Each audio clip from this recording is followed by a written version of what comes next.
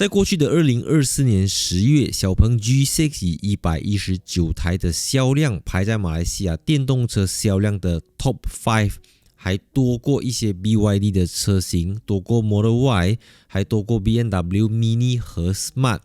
难道这个就是中国新势力的魅力吗？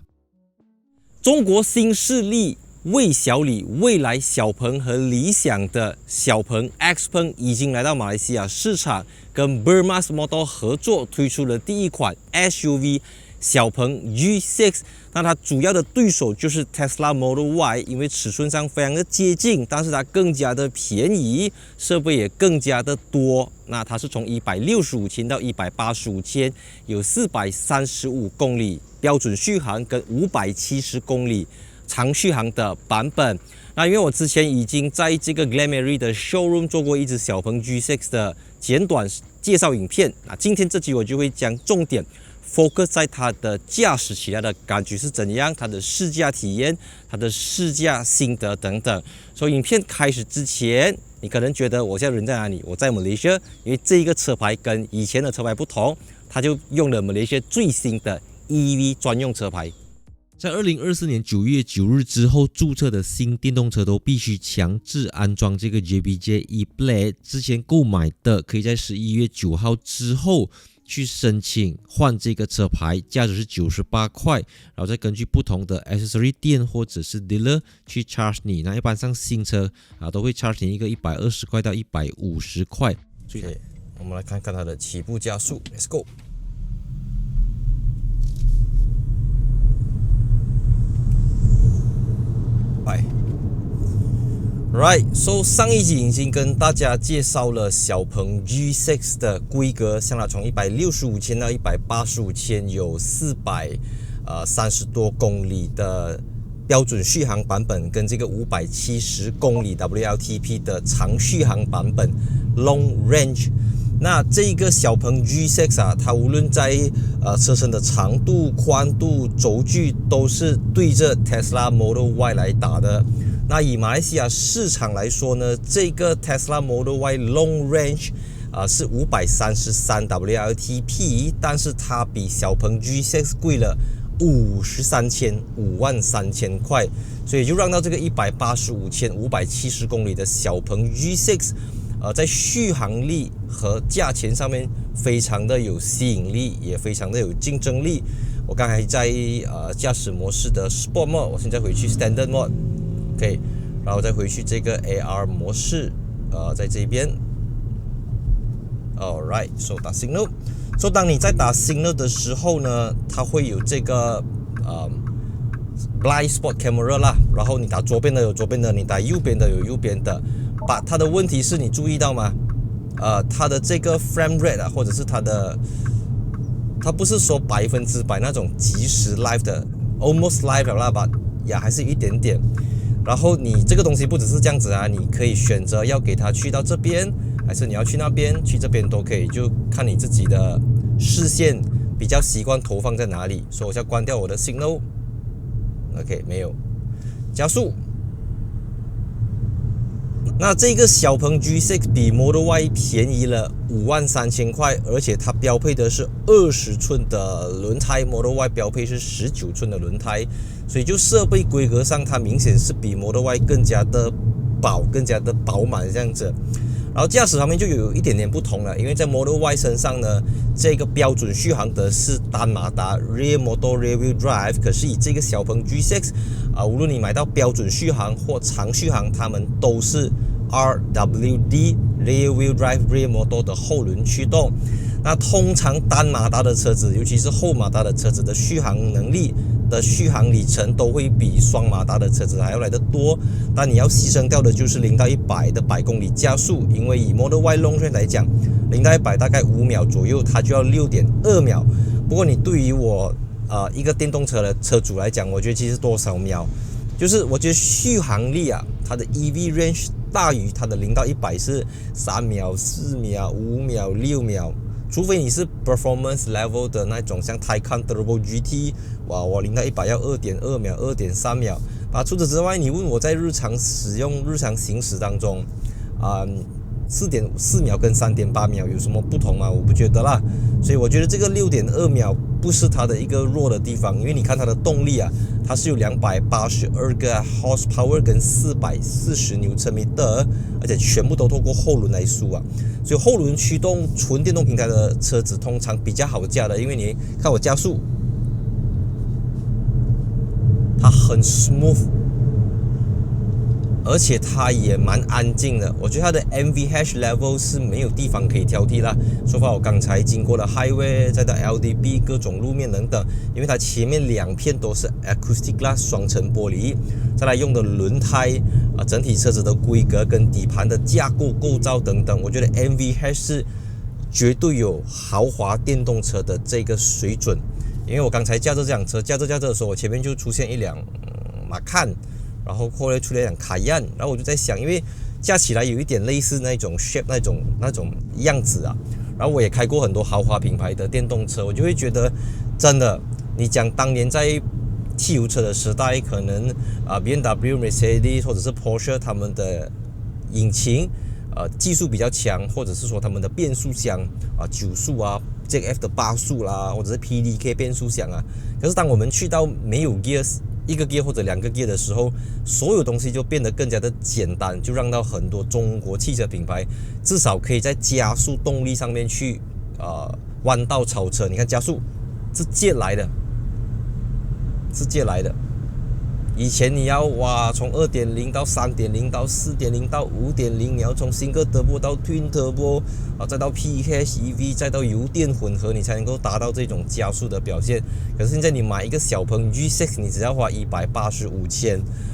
你市面上你花500千、600千的那一种油车，哪怕是 Hybrid 都给不到你这样子的加速表现跟行驶能力。当然我们都知道车重是2000多公斤，难免在驾的时候它会比较笨重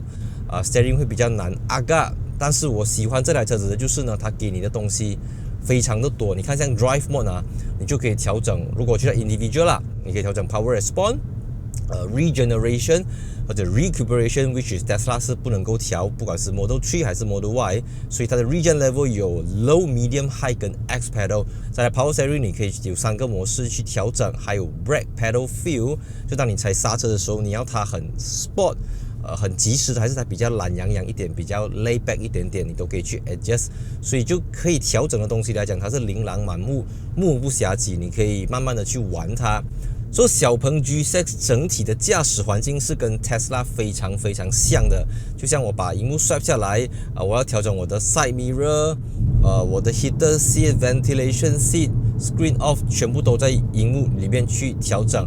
对于别人可能他们不习惯啦，他们我要实体按钮，可是我已经驾 Tesla 驾了要1年，所以我觉得这个东西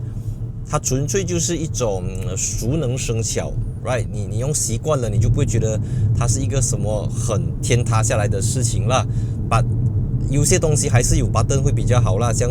volume button 嘛，你可以用 steering 来调整。可是对于副驾驶来讲，你就可能需要透过 voice command。其实我很不喜欢形容 Tesla 为 Apple，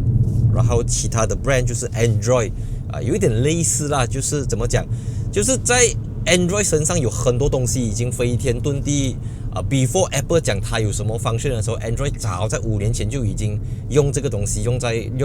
到乱了你买 Tesla， 首先你没有这个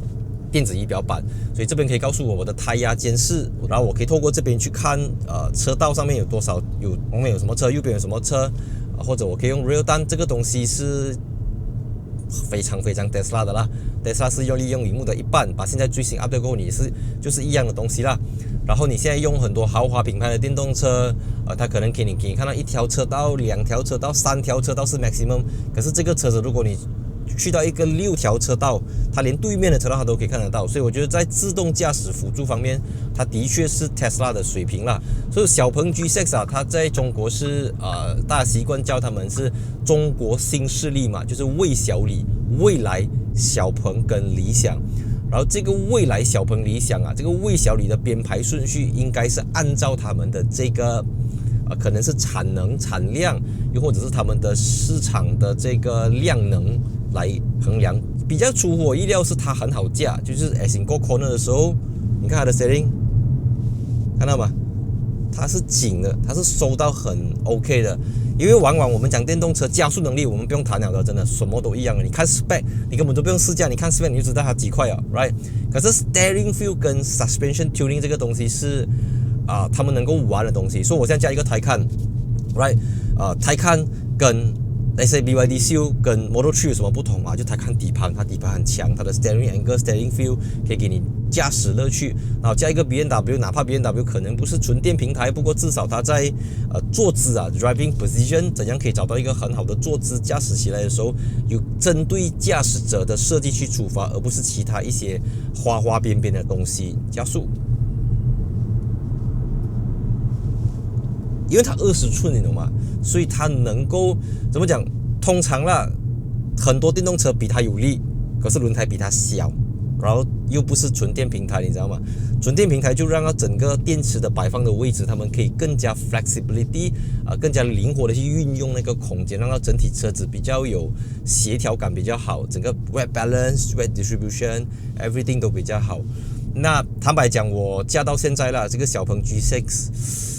如果以它比 Model Y 便宜53000块来讲，我觉得 Model Y 比较优于它的地方就是在手机的 Apps。当然它有一些功能是比 Model Y 先进的，当我打新的时候，这个东西是 Model Y 会略胜一筹啦。但是你考量到它，毕竟它给你 Android Auto， 它给你 Apple CarPlay， 我 double confirm 一下Apple CarPlay、Android 都有，然后它有内建 Spotify， 然后它内建的这个导航地图呢let's say 我现在随便设计一个上面比拉米啦 let's say OK start OK 我现在导航去上面比拉米导航 OK so 它这个时候它会给我实时的知道我的 live forecast， 它告诉我到 arrival 的时候是那些503 km left on arrival。 所以这个东西它看似没有什么重要，可是我已经跟很多要买电动车的人来讲，我已经跟很多准备要购买电动车的朋友分享，什么东西是最重要的？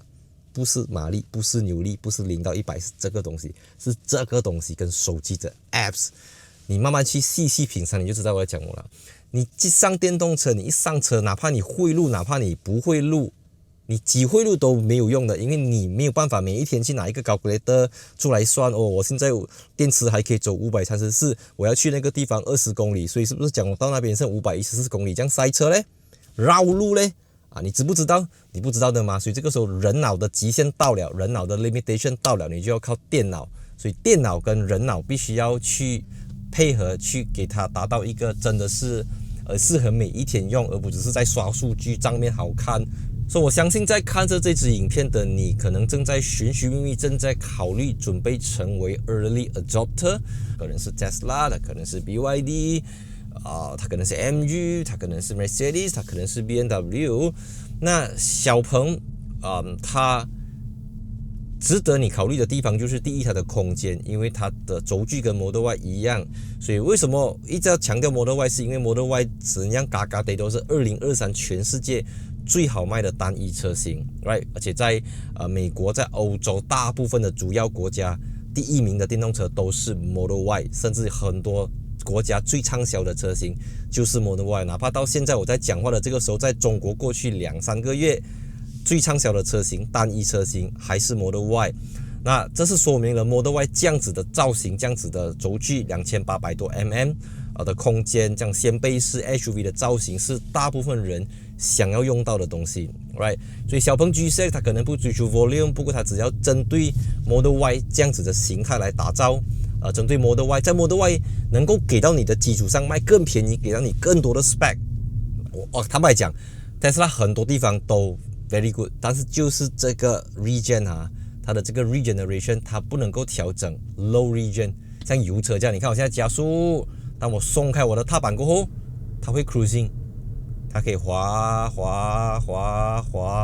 慢慢滑，就跟油车一样。但 Tesla 不可以 ，Tesla 是这种 X pedal， 当我加速，然后我这个时候松开我的踏板，我松开，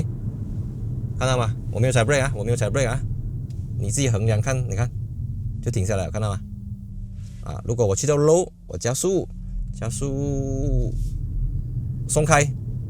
看看到吗？给 roll。那这个 low region 或者 medium region 来讲，就对乘客非常非常的友善。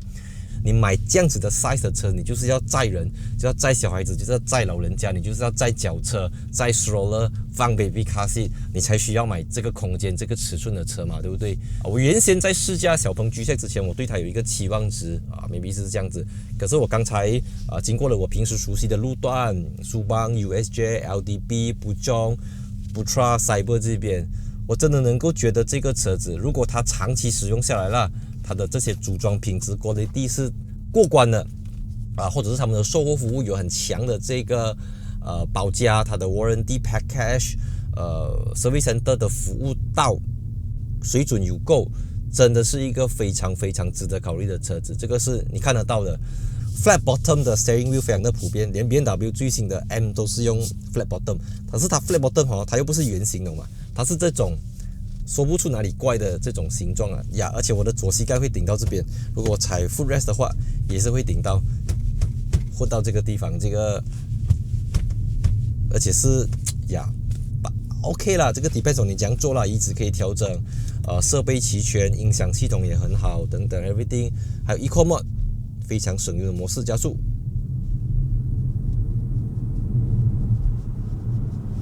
Brake feel 也是没有太多可以挑剔的地方，加速 OK standard 给过弯，没有车给过。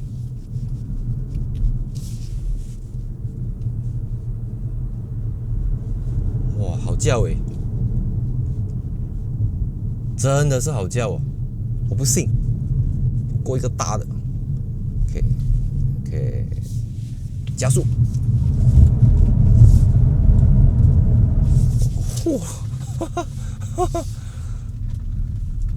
所以